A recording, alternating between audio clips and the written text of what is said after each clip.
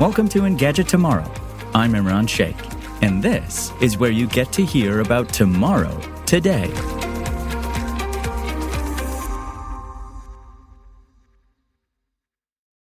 In this episode, we're talking about the future of commercial flights to space and how NASA figured out a way to save water once you're up there.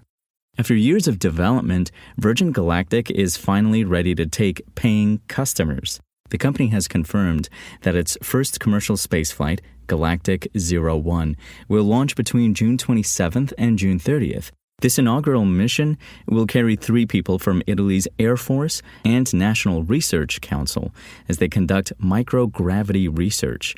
Virgin had anticipated a late June start, but hadn't committed to that window until now. The company already has follow-up flights scheduled. Galactic 02 is expected to launch in early August and will carry a private crew. Virgin will fly on a monthly basis afterward, although details of future missions aren't yet available. At least, the first 2 flights will stream live through the company's website. Virgin conducted its last pre-commercial flight test, its 5th spaceflight of any kind, in late May.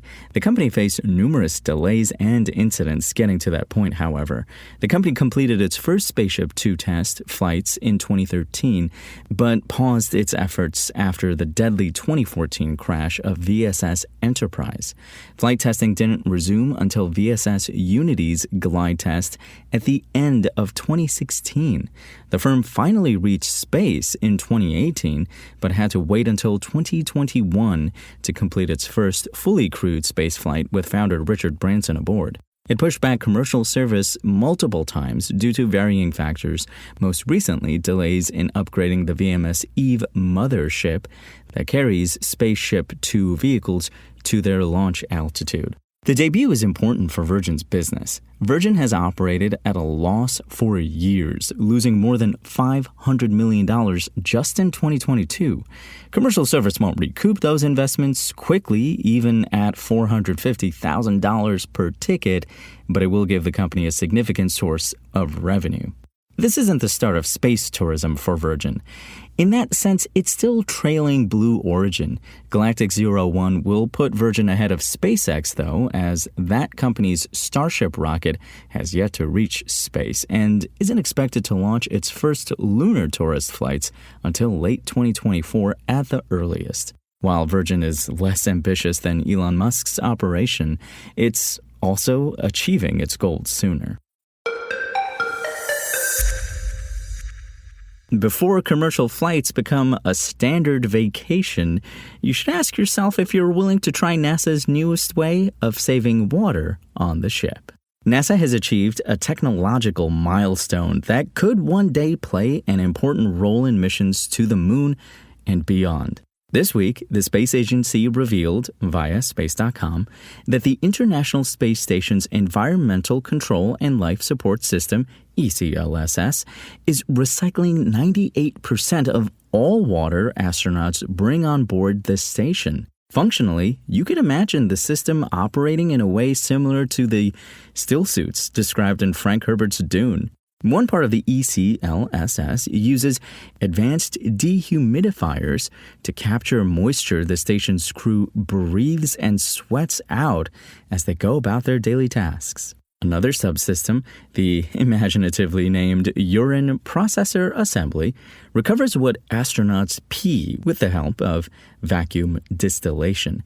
According to NASA, the distillation process produces water and a urine brine that still contains reclaimable H2O. The agency recently began testing a new device that can extract what water remains in the brine, and it's thanks to that system that NASA observed a 98% water recovery rate on the ISS, where previously the station was recycling about 93 to 94% of the water astronauts were bringing aboard.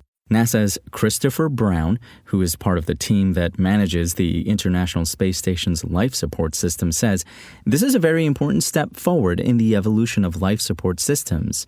Let's say you collect 100 pounds of water on the station. You lose 2 pounds of that, and the other 98% just keeps going around and around. Keeping that running is a pretty awesome achievement."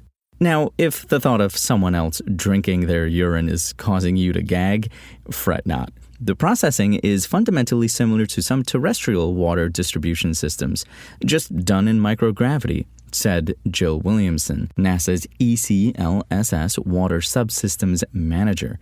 The crew is not drinking urine. They are drinking water that has been reclaimed, filtered, and cleaned such that it is cleaner than what we drink here on Earth. According to Williamson, systems like the ECLSS will be critical as NASA conducts more missions beyond Earth's orbit. The less water and oxygen we have to ship up, the more science that can be added to the launch vehicle, Williamson said. Reliable, robust, regenerative systems mean the crew doesn't have to worry about it and can focus on the true intent of their mission.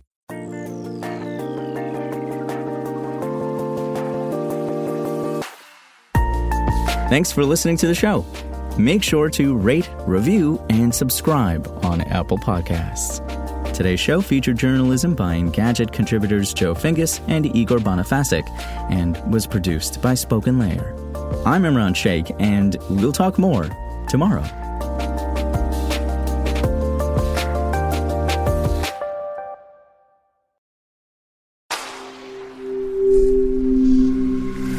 Spoken Layer.